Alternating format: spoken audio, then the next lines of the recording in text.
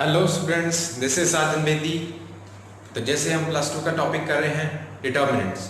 Determinant में हमने last lecture में क्या किया था, एडजॉइंट और how to find inverse of a matrix using adjoint.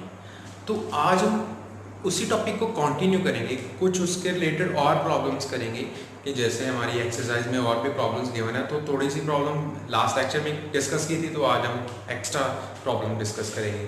तो अब मैं शुरुआत करता हूँ उसी टॉपिक से। तो उसमें क्या हमने एक टॉपिक पढ़ा था, singular and non singular matrix. अब इनवर्स कैसे फाइंड आउट होता था? इनवर्स के लिए क्या करते थे, पहले तो हम ये प्रूव करते थे इट इज अ सिंगुलर और नॉन सिंगुलर। तो हमने क्या किया था, एक क्या किया था सिंगुलर, तो एक नॉन सिंगुलर, ठीक है। और सिंगुलर मैट्रिक्स कौन सी थी? सिंगुलर मैट्रिक्स वो थी जिसका डिटरमिनेंट 0 आ जाता था, और नॉन सिंगुलर क्या थी, जिसका डिटरमिनेंट नॉट इक्वल टू 0 था। जेहेतु इक्वल टू 0, वही ये क्या हो गया, नॉट इक्वल टू 0। ये था हमारा सिंगुलर और नॉन सिंगुलर का कॉन्सेप्ट। और इसके रिलेटेड हमने इनवर्स के बारे में क्या पढ़ा था कि a matrix, a square matrix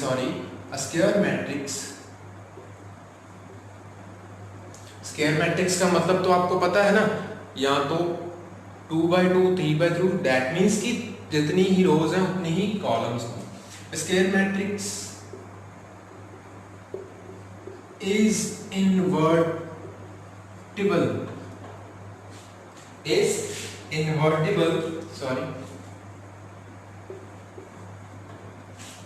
invertible का मतलब क्या है,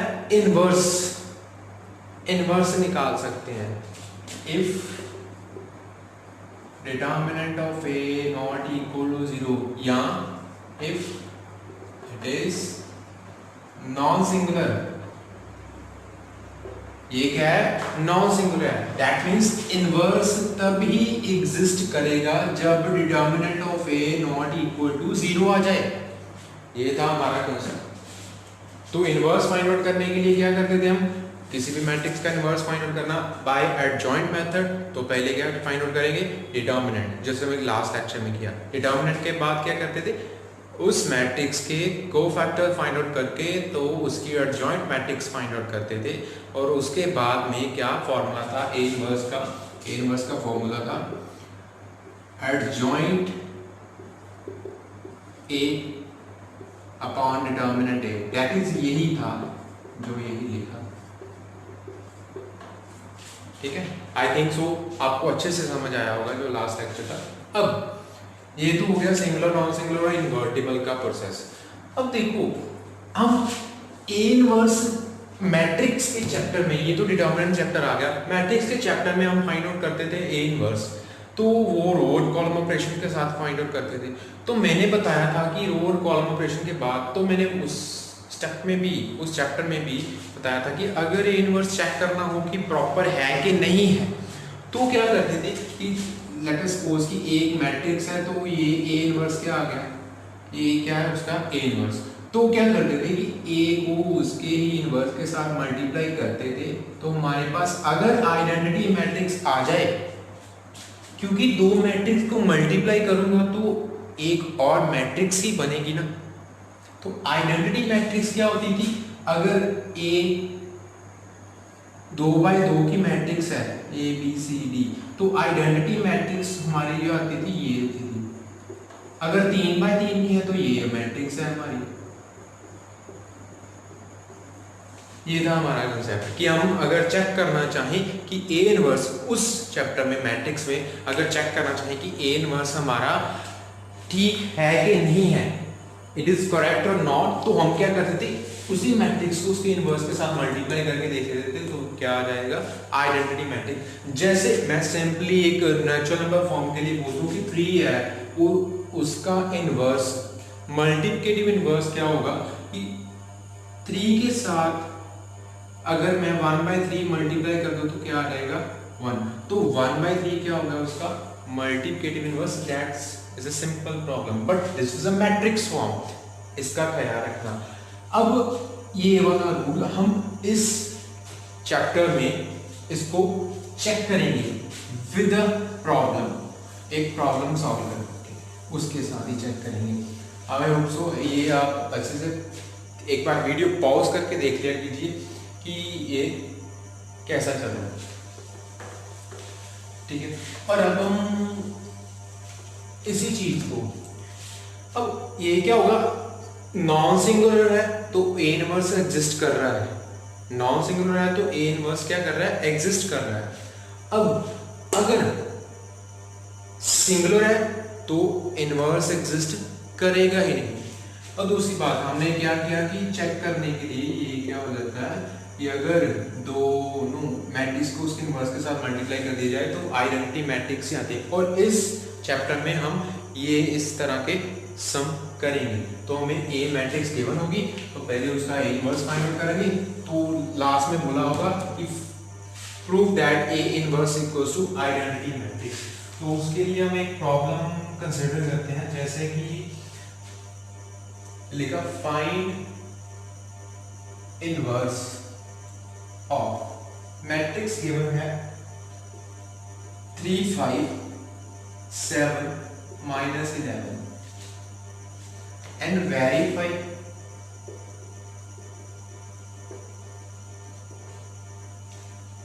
A inverse equals to I।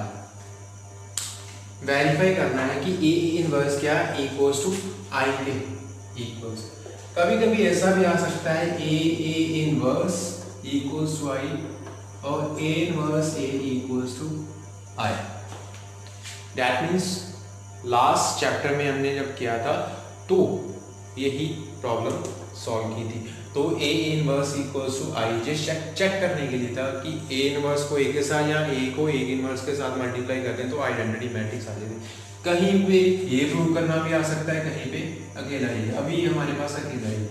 अब इसके लिए क्या है, जो भी गिवन है 3 5 7 11, अगर वहां पे लिखा होगा कि find inverse by elementary transformation तो हम मैट्रिक्स चैप्टर वाला ही करेंगे, मतलब कि या तो रो ऑपरेशन या कॉलम ऑपरेशन। अगर लिखा हो find inverse and verify that A inverse equals to I, अगर ऐसा है आप क्वेश्चन को कैसे करोगे? तो इसके लिए पहले तो ये वेरीफाई करना पड़ेगा कि ए इनवर्स एग्जिस्ट करता है या नहीं। तो फर्स्ट ऑफ ऑल उसके लिए क्या करना पड़ेगा, डिटर्मिनेंट फाइंड आउट करने पड़ेगा। डिटर्मिनेंट क्या आ गया हमारे पास, -33 और -35, 3 मल्टीप्लाई -11 और -73 का 35, हमारे पास -60 है। This is not equal to 0, determinant A not equal to 0, तो therefore it is non singular, therefore A inverse exists। ये नॉन सिंगुलर है तो ए इनवर्स एग्जिस्ट करेगा। अब उसका इनवर्स फाइंड आउट करने के लिए हमें क्या फाइंड आउट करना पड़ेगा, इसका एडजॉइंट। एडजॉइंट के लिए क्या फाइंड आउट करने पड़ेंगे, कोफैक्टर। और मैंने एडजॉइंट के लिए एक 2x2 मैट्रिक्स के एडजॉइंट के लिए मैंने एक सिंपल सा तरीका बताया था कि एडजॉइंट फाइंड आउट करना था। एडजॉइंट ऑफ ए क्या आ जाएगा, इन दोनों को क्या कर दो, इंटरचेंज। ये क्या आएगा, -11 और 3, और इन दोनों के कर देने साइन चेंज। ये फर्स्ट डायगोनल को क्या कर देना, इंटरचेंज, और दूसरी डायगोनल को इंटरचेंज नहीं करना, उसके साइन चेंज करने हैं, -7 -5। अब वेरीफाई करके देख लीजिए कोफैक्टर जैसे फाइंड आउट करते हैं उससे आपको मालूम पड़ जाएगा कि कैसे फाइंड आउट करते हैं। एडजॉइंट ए हमारे पास आ गया -11 -5 -7 और 3। और इसके बाद हमने क्या फाइंड आउट करना, ए इनवर्स। ए इनवर्स क्या है, 1/डिटर्मिनेंट ए एडजॉइंट ए। तो 1/डिटर्मिनेंट ए की वैल्यू क्या, -68, और एडजॉइंट ए क्या है, -11 -5 -7 और 3। तो ये क्या आ गया हमारे पास, ए इनवर्स। आपको जैसा भी मेथड अच्छा लगता है, but this formula is valid, this trick is valid only for 2x2 matrix.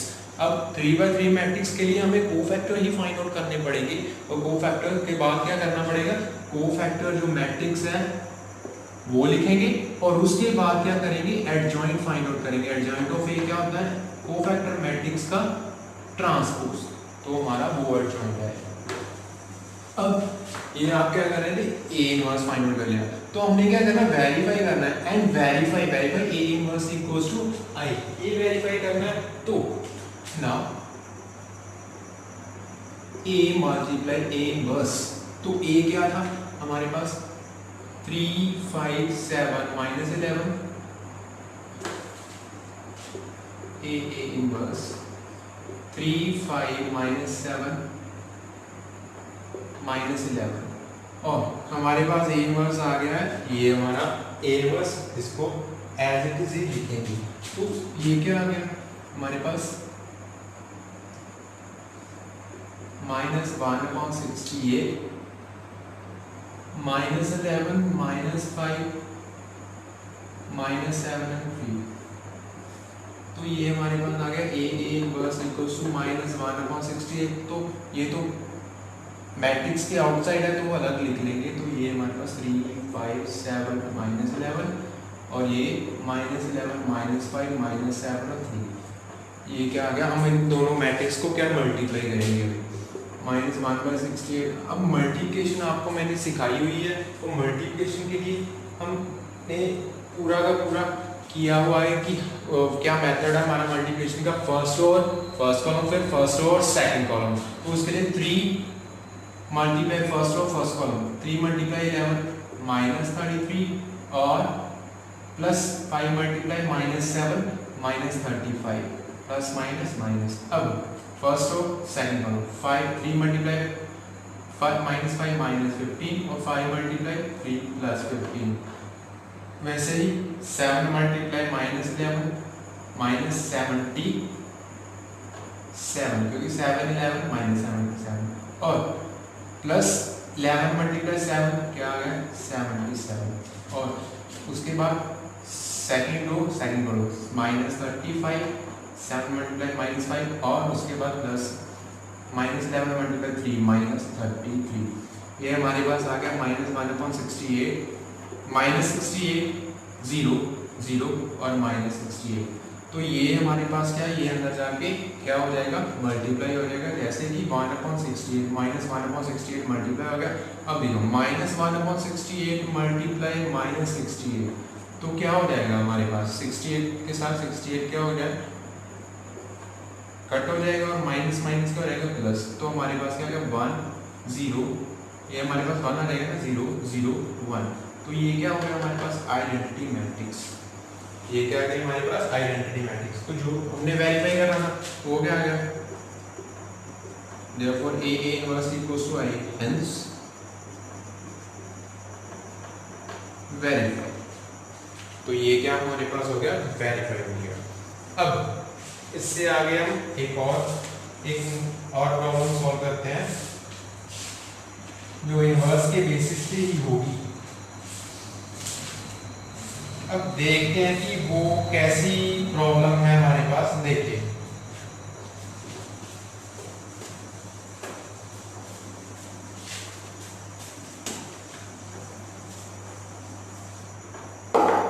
अब लिखा हुआ है एक मैट्रिक्स है, ए मैट्रिक्स है 1 2 2 2 1 2 2 2 1, ये एक मैट्रिक्स है, और प्रूफ करना है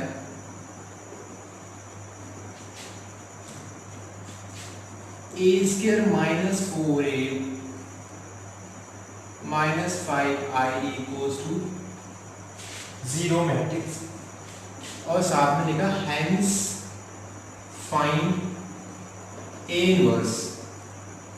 पहले तो ये प्रूव करना है कि A² minus 4A minus 5I equals to 0 matrix, ये प्रूव करना है पहले, left hand side equal to क्या प्रूव करनी है, राइट हैंड साइड, और उसके बाद क्या फाइंड आउट, ये प्रूव करने के बाद ये फाइंड आउट करना है कि हेंस फाइंड A इनवर्स। तो उसके लिए हमारे पास क्या है, अब देखो टोटली क्वेश्चन एंड कहां पे हो रहा है कि फाइंड A इनवर्स। अगर ये ना लिखा होता, अगर ये ना लिखा होता तो स्टेटमेंट तो टोटली इंटरचेंज थी, टोटली इससे अलग थी, तो हमें क्या, हमें डिटर्मिनेंट सॉल्व करने की ज़रूरत ही नहीं पड़ती। अब इनवर्स है, इनवर्स तो तभी एग्जिस्ट करेगा जब डिटर्मिनेंट नॉट इक्वल टू 0 आएगा।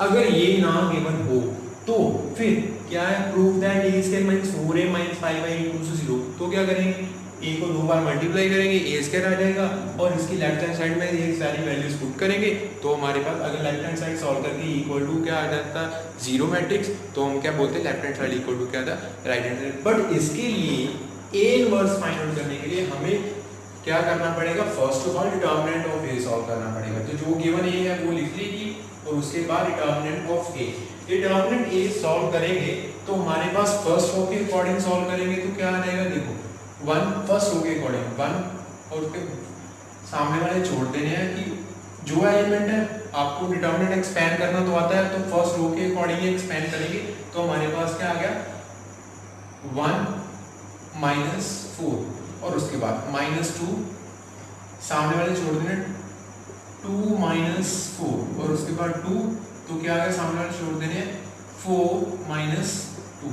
मैं बार बार नहीं रिपीट करूंगा how to expand a determinant, तो हमने सीधा लिख लिया इसको एक्सपेंड करके। तो डिटर्मिनेंट ऑफ ए क्या आ गया हमारे पास, ये जो वैल्यू आ गई हमारे पास 1 मल्टीप्लाई -3 और -2 मल्टीप्लाई -2 और 2 मल्टीप्लाई 2, तो डिटर्मिनेंट ये आ गया -3 और +4 प्लस सॉरी माइनस माइनस +4 और हमारा +4, तो हमारे पास क्या आएगा -3 + 8, तो क्या आ गया 5 नॉट इक्वल टू 0।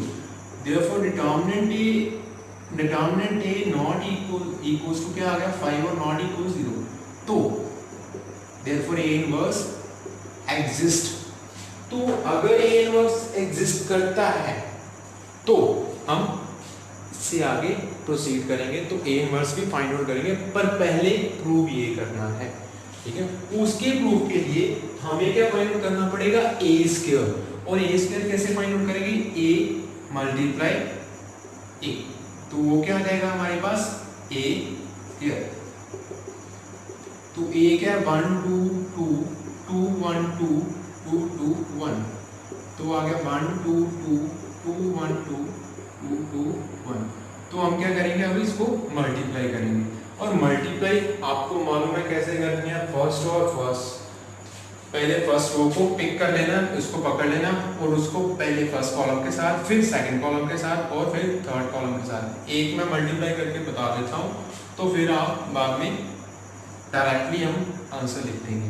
देखो फर्स्ट और फर्स्ट कॉलम 1 मल्टीप्लाई, और फर्स्ट एलिमेंट फर्स्ट के साथ, सेकंड सेकंड के साथ, थर्ड थर्ड के साथ, 1 multiply 1 1 plus 2 multiply 2 4 plus 2 multiply 2 4, ये हो गया फर्स्ट रो और फर्स्ट कॉलम हो गया। अब first row second column 1 multiply 2 2 plus 2 multiply 1 2 और प्लस 2 पहले आ गया 1 मल्टीप्लाई 2 और 2 मल्टीप्लाई 1 और 2 मल्टीप्लाई 2, ये क्या आ गया 4, और इसके आगे first row column third 1 multiply 2 2 2 multiply 2 4 और 2 मल्टीप्लाई 1 2, ये हमारे पास क्या आ गया, फर्स्ट रो को मल्टीप्लाई कर लिया, फर्स्ट कॉलम सेकंड कॉलम और थर्ड कॉलम। अब सेकंड रो को मल्टीप्लाई करेंगे first column third second column और थर्ड कॉलम के साथ, और वो हमारे पास प्रोसीड करके आ जाएगा, देखिए वो आ जाएगा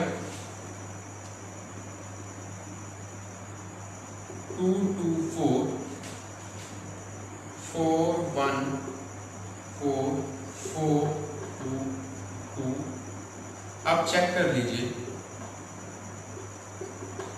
मैंने पहले ही सॉल्व किया हुआ है, तो हमारे पास जो मैट्रिक्स बन जाएगी वो आ जाएगी।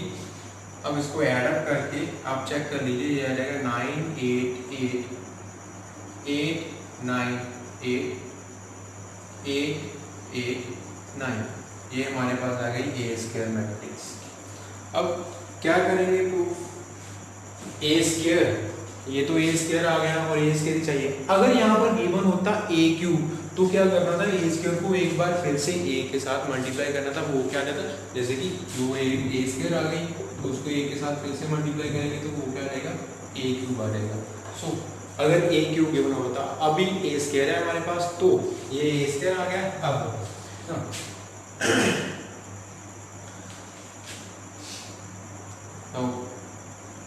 Late A square minus 4a minus 5i, अब इसको लेट किया है, वो लेट करने के बाद हम इसको सॉल्व करेंगे। तो सॉल्व क्या करेंगे, इक्वल टू ए स्क्वायर हमारे पास क्या है,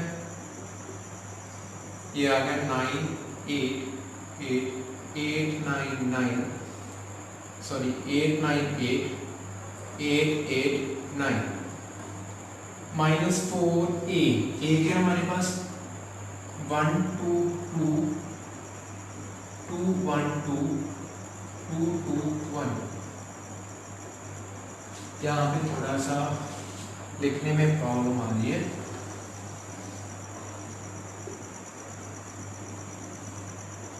तो लेट किया ए square minus 4a minus 5i, तो उसको क्या लिखा, ए स्क्वायर आ गया 9 8 8 8 9 8 8 8 9 माइनस 4 1 2 2 2 1 2 2 2 2 1 और माइनस 5।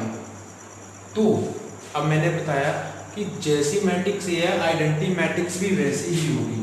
तो ए मैट्रिक्स हमारी 3/3 की आइडेंटिटी मैट्रिक्स के आगे 1 0 0 0 1 0 0 0 1, ये हमारी आइडेंटिटी मैट्रिक्स आ गई। तो अब इसको क्या लिखेंगे, 9 8 8 8 9 8 8 8 9 और माइनस 4 अंदर मल्टीप्लाई हो जाएगा, 4 8 8 8 4 8 4 मल्टीप्लाई होगा तो मैट्रिक्स के हर एक एलिमेंट के साथ, तो आ जाएगा 8 8 4 और माइनस ये क्या आ गया 5 0 0 0 5 0 0 0 5। अच्छा, तो ये अब देखिए डायरेक्टली अगर करना हो तो डायरेक्टली भी लिख सकता हूँ, 9 माइनस 4 5 और माइनस 5, ये क्या आ गया 0। अब नहीं तो हम ऐसे भी लिख सकते हैं, पहले तो इसको माइनस कर लीजिए, ये आ जाएगा हमारे पास 5 0 0, देखो 9 माइनस 4 5 8 माइनस 8 0 8 माइनस 8 0, ये हमारे पास ऐसी मैट्रिक्स बन जाएगी। और माइनस 5 0 0 0 5 0 0 0 5, ये क्या आ गया हमारे पास जीरो मैट्रिक्स, ये हमारे पास क्या आ गई जीरो मैट्रिक्स। तो अब हमने ये पार्ट प्रूव कर लिया कि A square minus 4a minus 5y equals to क्या आ गया जीरो मैट्रिक्स। अब इसके लिए मैं ये रब कर रहा हूँ, पहले तो ए इनवर्स एग्जिस्ट करवाया, ये वो एग्जिस्ट करता है, तो अब इससे आगे हम लिखेंगे। अब देखिए therefore a square minus 4a minus 5y equals to 0, ये हो गया प्रूफ। तो इसके आगे अगर लिखा हो hence find a inverse, तो क्या करेंगे हम, हमने क्या करना है कि a inverse को पोस्ट मल्टीप्लाई कर देना है। यहाँ पे क्या करना है, a inverse को post multiply by a inverse, कैसे, post multiply by A inverse वो साइड, दोनों साइड में क्या करना है, ए इनवर्स का पोस्ट मल्टीप्लाई, एक होता है प्री मल्टीप्लाई, एक होता है पोस्ट मल्टीप्लाई। पोस्ट मल्टीप्लाई होता है कि जैसे ए को ए इनवर्स के साथ मल्टीप्लाई किया, ए के बाद ए इनवर्स लिखा।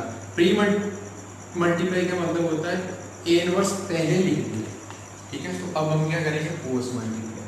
तो ये क्या आ गया, ए स्क्वायर मल्टीप्लाई ए इनवर्स, यहाँ पर भी मल्टीप्लाई होगा और यहाँ पर भी मल्टीप्लाई, तो यहाँ पर हर एक टर्म के साथ मल्टीप्लाई होगा।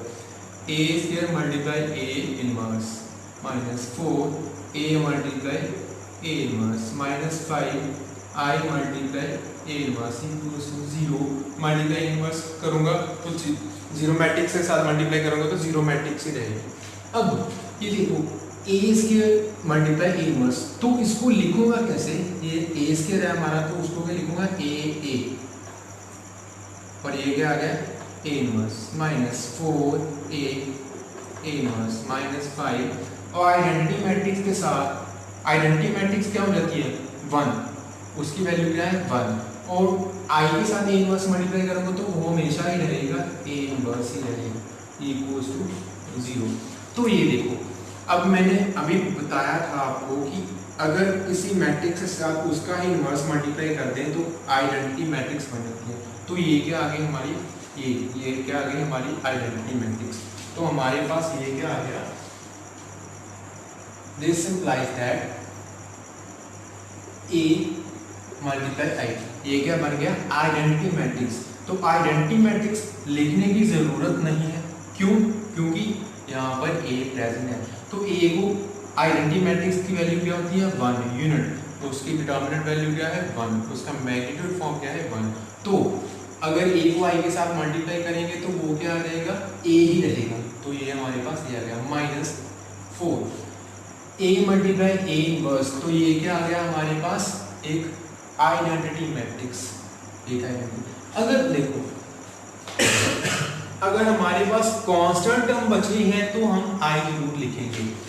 ये तो ए था तो उसके साथ आई लिखने की जरूरत नहीं थी, तो ये क्या गया 4i - 5 A inverse equals to 0।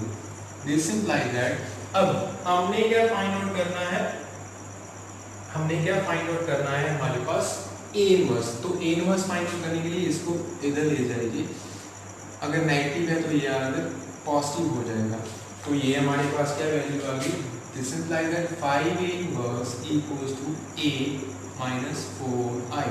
तो 5a inverse equals to a की वैल्यू क्या है हमारे पास 1 2 2 2 1 2 2 2 1 और -4i, i की वैल्यू क्या है 1 0 0 0 0 1 0 0 0 1। तो 5a इनवर्स इक्वल्स टू क्या आ गया हमारे पास 1 2 2 2 1 2 2 2 1 -4 0 0 0 4 0 4 मल्टीप्लाई हो जाएगा।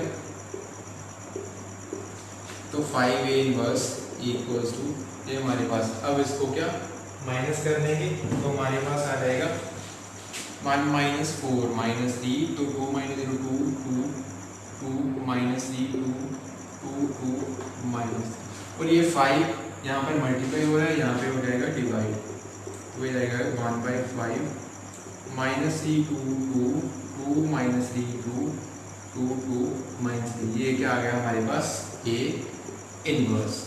इस क्वेश्चन को ऐसे सॉल्व करना है आपने, ये हमारे पास आ जाएगा ए इनवर्स।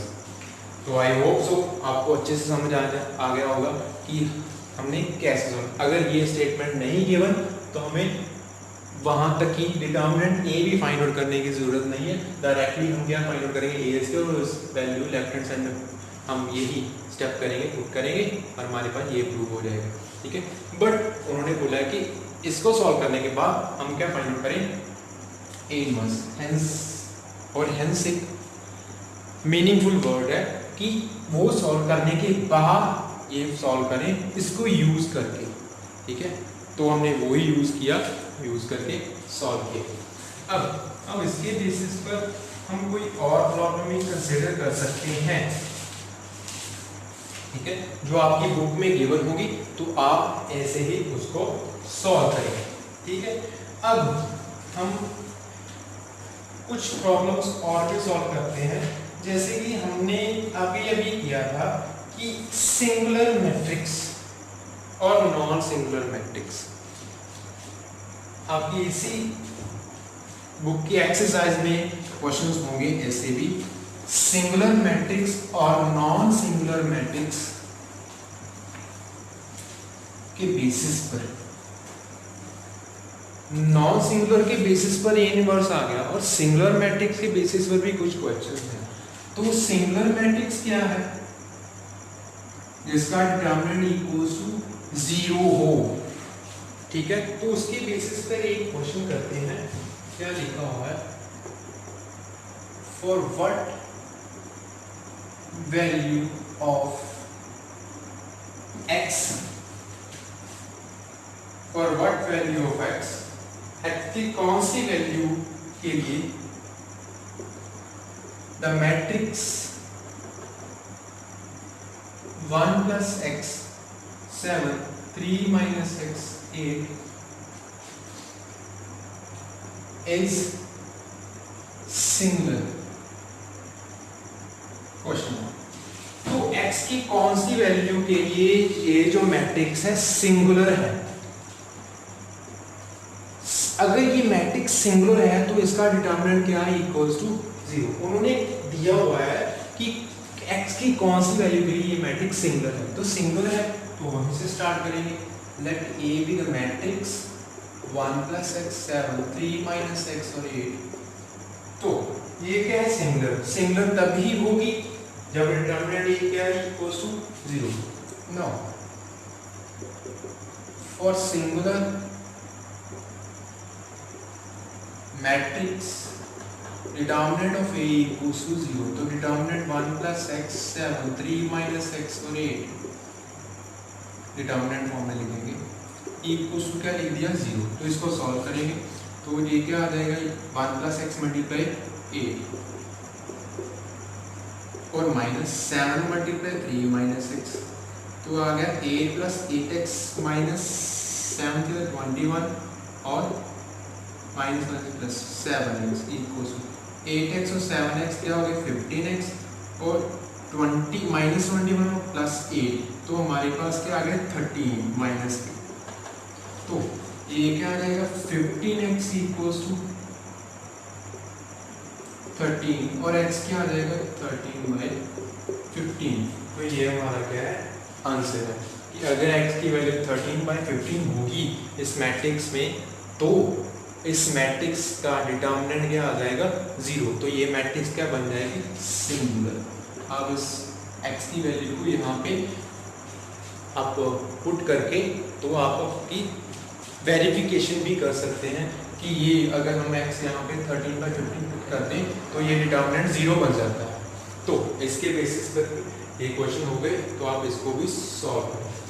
और अब हम एक रिजल्ट करेंगे आपका इस एक्सरसाइज का, तो वो रिजल्ट इम्पॉर्टेंट है। उसके बेसिस पर कभी कभी डायरेक्ट क्वेश्चन 1 मार्क पे भी आ जाते हैं। तो वो रिजल्ट क्या है, उस रिजल्ट को हम क्वेश्चंस में यूज करेंगे। तो क्या है? इफ, नोट कर लीजिएगा, if A is a matrix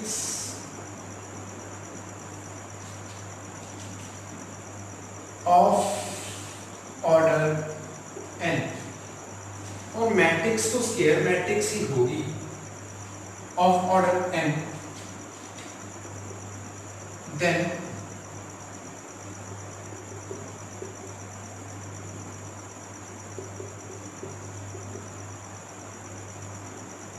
ये रिजल्ट, इस रिजल्ट को थोड़ा सा ध्यान देखिए, अच्छे से देखना। तो ये रिजल्ट क्या है कि इफ एक मैट्रिक्स है जिसका ऑर्डर है n, तो एडजॉइंट ए का determinant equals to determinant A की पावर n-1 होगा। अगर कोई मैट्रिक्स है जिसका ऑर्डर है 3, तो एडजॉइंट ऑफ ए एक मैट्रिक्स है जिसका ऑर्डर क्या है? 3। A is a matrix of order 3, तो adjoint A equals to determinant A की पावर 3-1, तो क्या आ जाएगा? Adjoint A equals to determinant A की power 2। Determinant of adjoint A equals to determinant of A की पावर क्या आ जाएगा? और इसके बेसिस पे हम एक दो क्वेश्चंस करते हैं कभी। तो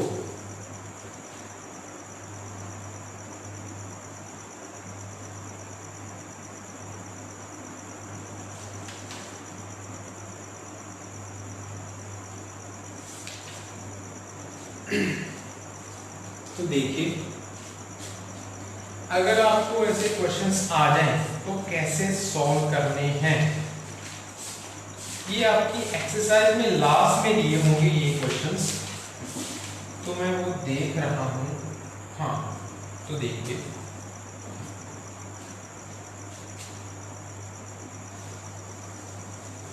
इस रिजल्ट को यूज करेंगे। If A is a non singular कैसी हो गई? जिसका इनवर्स एग्जिस्ट करता है। Matrix of order 3 and determinant A equals to कितना है? 3A। Then determinant of adjoint A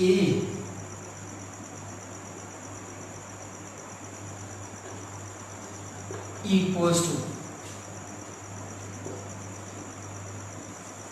then find लिख देते हैं, find determinant of adjoint A। तो ये हम क्वेश्चन कैसे करेंगे? तो इस क्वेश्चन के लिए इस रिजल्ट की हेल्प लेंगे हम। तो इस रिजल्ट में क्या लिखा हुआ है? If A is a non singular matrix of order 3, अब वो नॉन सिंगुलर है तो हमारी स्टेटमेंट ऐसी ही है। तो डिटर्मिनेंट ये क्या है? 3, और फाइंड क्या करना है? Determinant of adjoint A। तो हमारे पास ऑर्डर कितना है? n कितना है? 3। डिटर्मिनेंट ये कितना है? 3। तो फॉर्मूला हमारे पास क्या है? Now determinant of adjoint A equals to determinant A की पावर n-1। तो n क्या है? कितना है हमारे पास? n कितना है?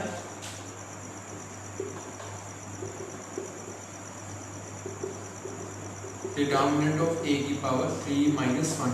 तो डिटर्मिनेंट A कितना है हमारे पास? 3। तो 3 की पावर क्या आ गई? 3-1 कितनी आ गई? 2। तो क्या आ गया हमारे पास? 9। डिटर्मिनेंट ऑफ एडजॉइंट, डायरेक्टली हम डिटर्मिनेंट ऑफ एडजॉइंट A की वैल्यू निकाल सकते हैं ऐसे क्वेश्चंस के लिए। तो आई होप सो आपको ये अच्छे से समझ आ गया होगा। ये हमारा पूरा का पूरा टॉपिक कंप्लीट हो गया, एडजॉइंट और उसका इनवर्स फाइंड आउट करना। तो what is singular and non singular matrix. तो इसको अच्छे से आप देखिए इस वीडियो को और एक लास्ट लेक्चर को भी, तो आपको ये कंसेप्ट अच्छे से समझ आ जाएगा और क्वेश्चंस सभी कैसे सॉल्व करने हैं वो भी पता चल जाएंगे। तो इस वीडियो को लाइक और शेयर करें, और अगर कोई प्रॉब्लम फेस हो तो आप कमेंट बॉक्स में बता भी सकते हैं। Thank you.